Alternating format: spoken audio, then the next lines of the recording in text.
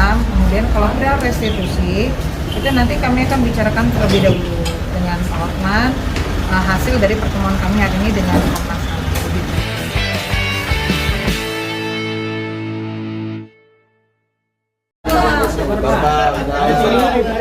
Tinggian. Aman Bang Indar. Cek Indar aman. Bang Indar aman. Ngobrol.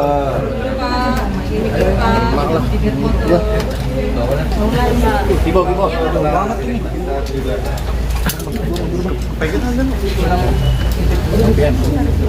Sudah siap?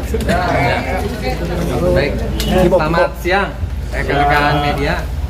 Terima kasih atas atensinya ke Komnas HAM.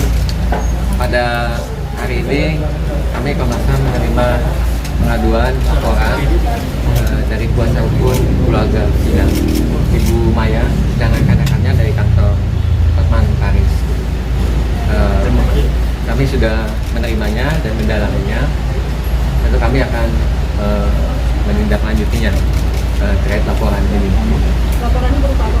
Laporannya terkait dengan perkembangan kasus pembunuhan Vina, perkembangan terkait penyidikan dan lain-lain. Kemudian yang paling concern ke Komnas HAM terkait dengan perlindungan kelompok rentan perempuan dan anak. Gitu. Terkait dengan kami ingin memastikan proses hukumnya adil terhadap kelompok rentan ini, perempuan dan anak sebagai korban Vina. Nah, itu yang dilaporkan ke kami oleh kuasa hukum, dan juga terkait dengan kepastian terkait adanya trauma healing untuk keluarga Vina, dan juga terkait dengan kepastian adanya kompensasi dan restitusi terhadap keluarga korban. Itu aja yang bisa disampaikan oleh kami di Komnas. Restitusinya itu seperti apa Pak? Ada hitungannya nanti gimana restitusinya? Restitusi kan ini sedang, jadi kami kan datang hari ini memang menyampaikan dulu perkembangan kasus yang saat ini sedang kita tangani, kasus Vina, dan kami menceritakan kronologis, kemudian dari segala hal sampai ke DPO yang sampai hari ini juga kita sudah tahu bahwa ada 2 yang tidak ada. Nah, ini yang kami sampaikan ke Komnas HAM. Kemudian kalau perihal restitusi, itu nanti kami akan bicarakan terlebih dahulu dengan Pak Hotman, hasil dari pertemuan kami hari ini dengan Komnas HAM. Begitu. Mbak, soal yang DPO ini tiba-tiba dari 3 jadi 1 gitu gimana? Ya, pada intinya kami kan tetap berajuan, itu kan ada putusan. Putusan itu adalah produk hukum yang sudah berkekuatan hukum tetap. Di situ jelas ada 3 nama yang ada di dalam putusan yang sudah disampaikan di fakta persidangan. Tentunya kami masih berajuan pada putusan tersebut. Karena jika itu dihilangkan, siapa yang akan bertanggung jawab dalam kematian Vina? Seperti itu. Dari terdakwa yang dialami sama keluarga sampai saat ini apa aja sih? Ya, trauma ya sangat luar biasa, masih terus mengingat kebiasaan si Vina, mengingat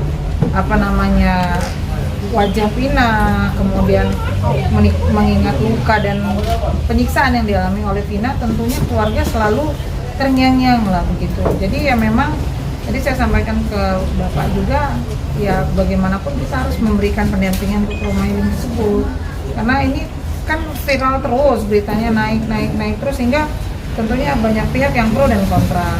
Tentunya mereka juga harus punya kekuatan ya, jangan sampai mereka akhirnya putus asa mendengar adanya 2 DPO yang hilang.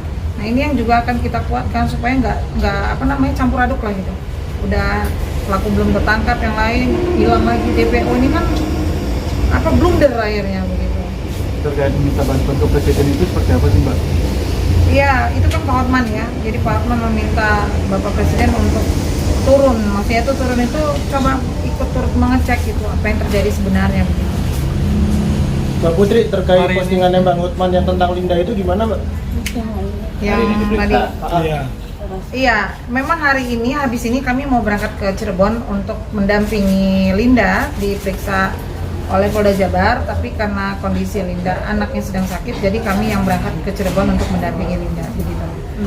Bahkan kemarin sempat Peggy itu kan sempat ketika konferensi pers sempat menolak tuh, dia bilang dia tidak terlibat dalam hal ini dan bilang kalau polisi salah tangkap lagi. Ini mungkin ada tanggapan? Ya pada sebenarnya hak dia untuk berbicara, ya kan? Haknya Peggy untuk berbicara apapun itu, karena dia juga merasa dia punya hak untuk menolak. Kalau kami ini kan kuasa hukum korban, tidak bisa berkomentar banyak karena kami tidak tahu tahapan penyelidikan, tahapan pemeriksaan kami tidak tahu. Hingga mengkerucut Peggy ditetapkan tersangka, berarti kan ada keyakinan dari kepolisian. Kalau kami ingin menyampaikan, kalau memang Peggy dan keluarga keberatan ditetapkan tersangka, tentu ada upaya hukum. Nah, Peggy dan kuasa hukumnya bisa melakukan upaya hukum tersebut. Dan intinya kami tidak mau juga ada pelaku yang bukan melakukan ditangkap. Kami juga tidak mau. Jadi ya sama-sama lah, kita sama-sama mencari kebenaran, sama-sama mencari keadilan. Apakah benar Peggy pelakunya atau bukan? Kita ikutin aja proses hukumnya lah. Kan nanti masih ada tahapan selanjutnya, masih ada tahapan kejaksaan, pemeriksaan berkas, kemudian nanti ada pembuktian di pengadilan. Jadi kita ikutin aja dulu. Jadi jangan kami nggak bisa komentar kalau Peggy benar atau tidak, ya kami nggak tahu gitu, karena kami kan korban. Mungkin untuk Bapak Ibu dari Komnas HAM, narasi terkait Peggy, salah tangkap dan segala macam, mungkin apa sih sebenarnya yang harus dilakukan oleh aparat penegak hukum untuk memastikan adanya akuntabilitas dan transparansi dalam penanganan kasus ini?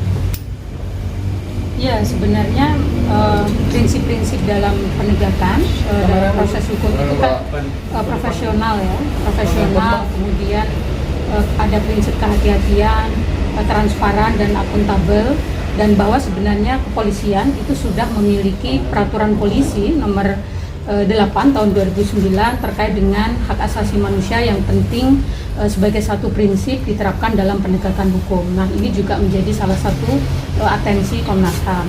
Itu yang pertama. Yang kedua, saya menyambung Pak Udi tadi bahwa salah satu atensi Komnas HAM dalam tindak lanjut kasus ini adalah bagaimana memastikan pemulihan bagi korban dan anggota keluarganya, karena kan mereka anggota keluarganya ini masih